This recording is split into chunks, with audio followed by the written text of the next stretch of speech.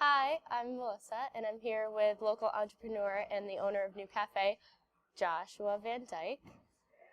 Hello. Hi. How are you? Good. Good. I just wanted to ask you a few questions about, what it's like to be an entrepreneur in Worcester and kind of your experience as an entrepreneur. So, when you were a kid, what did you want to be when you grew up? Okay. Growing up, I always worked for my dad. So my dad was a businessman. He went actually when he was I think a senior in college, he started a restaurant in Jaffrey, New Hampshire. Okay. And he ran that for a few years, and then on top of that, he started a construction company. And then he realized, construction was probably more profitable and like less hours and things like that.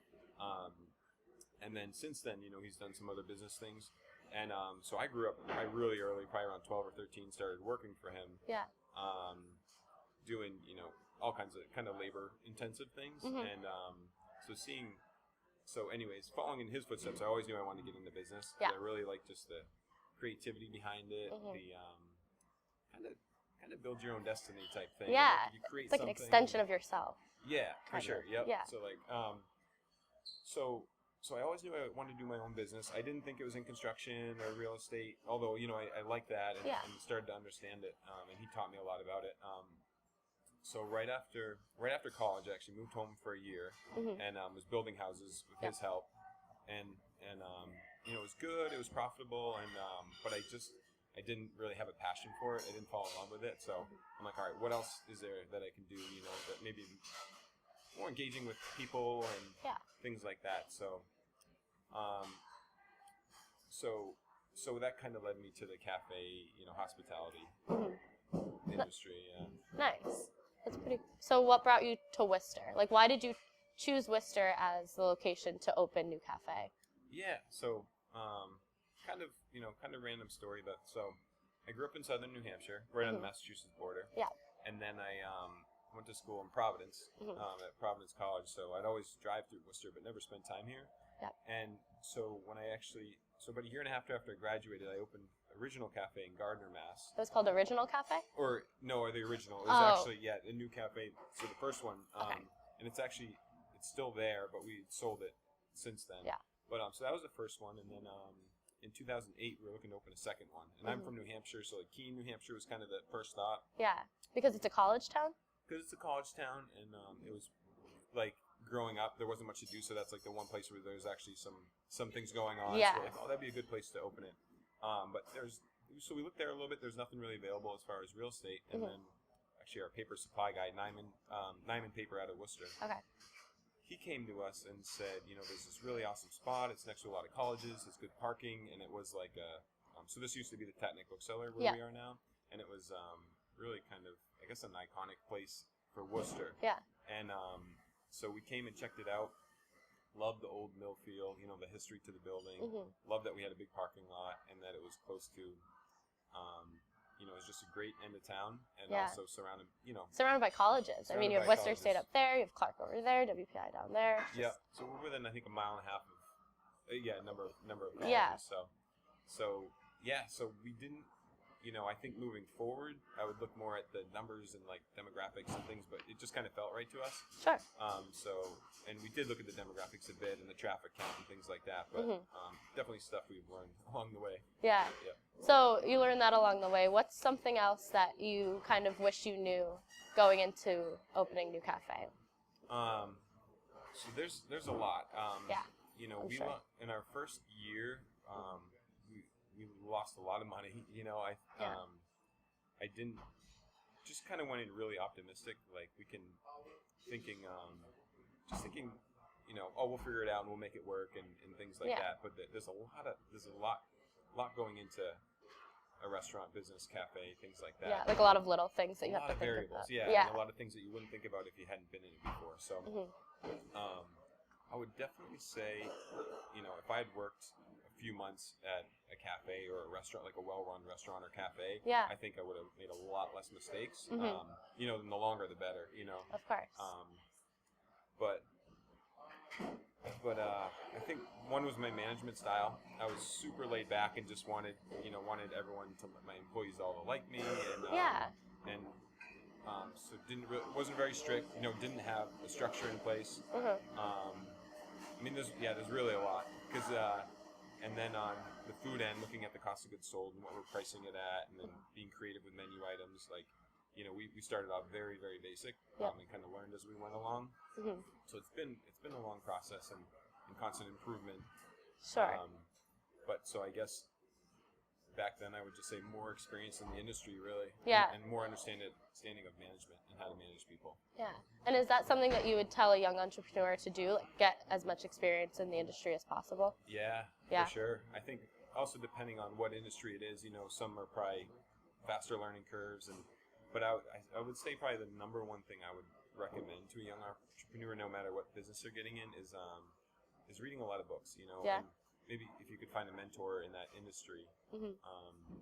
But what's really helped me grow a lot is reading about the best restaurant entrepreneurs, or even just business people in general. But then where I learned a lot was more specifically people in the restaurant industry that have opened things, and when I'm reading through it, just light bulbs are going off, and I'm thinking, wow, that's we're going through the same things, and that's a great way to look at it. And things that I might have learned on my own over years. You can just have in one book. Exactly. Yeah. So, and then when you really learn it, you start applying it, and then you're seeing the fruits of it. Totally. And so that's Yeah. So that's it. What's one of your favorite books or podcasts? Okay, yeah. So books. So for I love Inc. magazine. Okay. That's one that just it's really inspiring reading. It's about business and a lot of startups and a lot of just different industries. They're looking at the best people and doing interviews. Yeah. So that's really good. That's a good magazine. Yeah. Yeah. Love that one. And then for book, the number one book I've read, and this really helped apply to management and business overall, is called Traction by Gino Wickman. Okay. I read that probably about 3 years ago, and I've reread it I think 2 or 3 times. Okay. And I try applying everything I've learned from that, because basically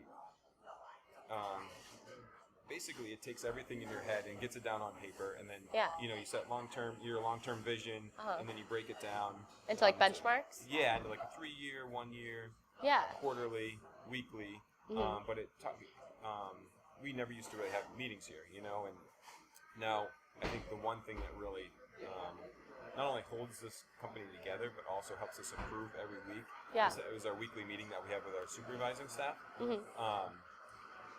So every week we meet for an hour and a half, and we never skip it. We always make sure everyone's there, and we're super productive throughout those meetings. And throughout that book, it just kind of lays out the groundwork, or the agenda of the meeting, and we bring up all the issues. We look at measurables like our customer reviews. We look at our sales over the previous week, and we're looking at all these different things, and it's great to give us basically where we're at, and then what do we need to improve on, and then we delegate tasks that everyone needs to get done for the following week.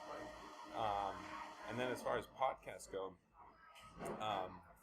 so Tim Ferriss is just telling you about his. I've been really eating that up. I have an hour commute from Boston, so I live in Boston, and so just to really use that time as efficiently as a way as to possible. learn and things like that, and so it's Tim Ferriss, 2 R's, 2 S's, and so he interviews just the best in the industry, whether it's someone that is one of the top actors, one of the top investors, or science people, or war veterans, and just what made them successful, and ask these really awesome questions.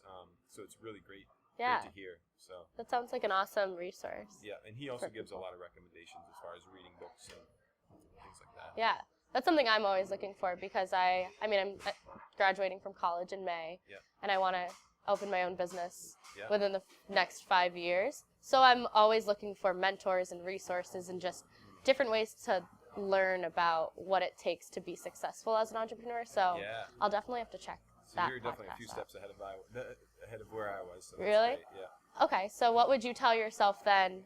What would you tell yourself at my age? So 22. So just graduating college? Yeah.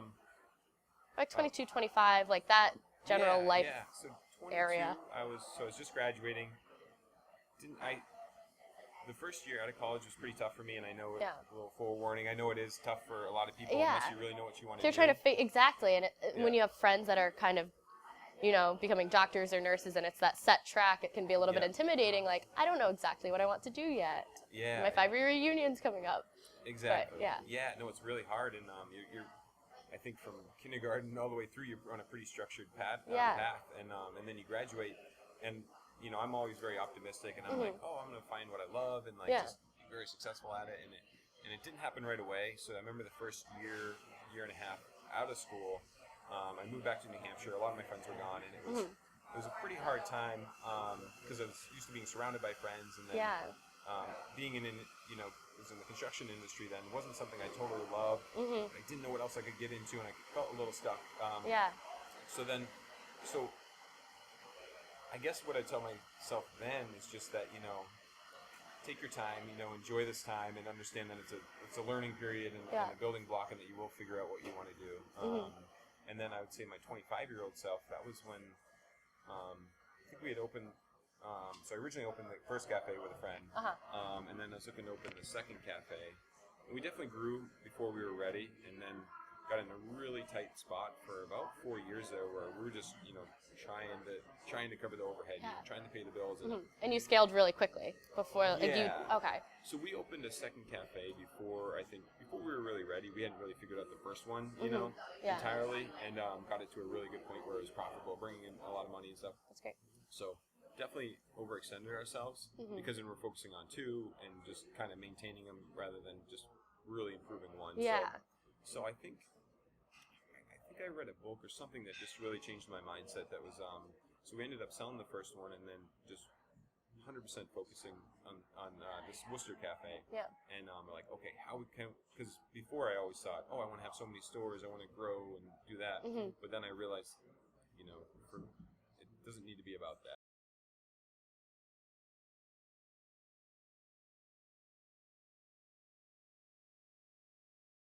All right, what can we do, you know, this year, this quarter, this week, you know, to really improve this? And so that really got me interested in studying other great restaurants and entrepreneurs and things like that, and to be able to make those improvements. So I guess to my 25-year-old self, I think I would, you know, I wasn't quite there yet, so I would just say, you know, clear out all the clutter, focus 100% on this one, and then create something you're proud of, and then, you know, and then it'll take some time, but once it does, then you can start thinking about expanding, you know, and you're being really ready for it. Yeah. So. Absolutely. Kind of like that saying where if you have a lot of plants and you distribute the limited water amongst all of them, they're not all going to flourish. Yeah. But if you put all the care into the one plant, it'll grow into a beautiful plant and be strong. Yeah. Exactly. That's and great once advice. That one's really strong, then you can move on. Yeah. Exactly. And use that same process that you use to make that plant strong. Rather than never really figuring it out, having things and die. Spreading yourself thin and not really putting all of your focus into the one thing that really needs to be nurtured. One cafe, and then also I'd just say yourself, you know, like as far as, you know, learning a lot, and I think your greatest tools are, you know, your mind. So I think the more experience you get, and the more, you know, whether it's through reading or mentors and things like that, then you'll be super ready and strong for the next one. Great. Yeah. Cool. Well, thank you for sitting down with us. I think that, you know, young entrepreneurs in Worcester and whoever sees this will, you know, I think they'll really benefit from your advice. So I hope so, yeah. And if anyone wants to reach out at all, you know, my email is josh@nucafe.com. Okay. I just love, you know, I love connecting, talking business and things like that. Yeah. So I'd be happy to talk to anyone interested. That's awesome. Very cool. Awesome. Cool. So that's it.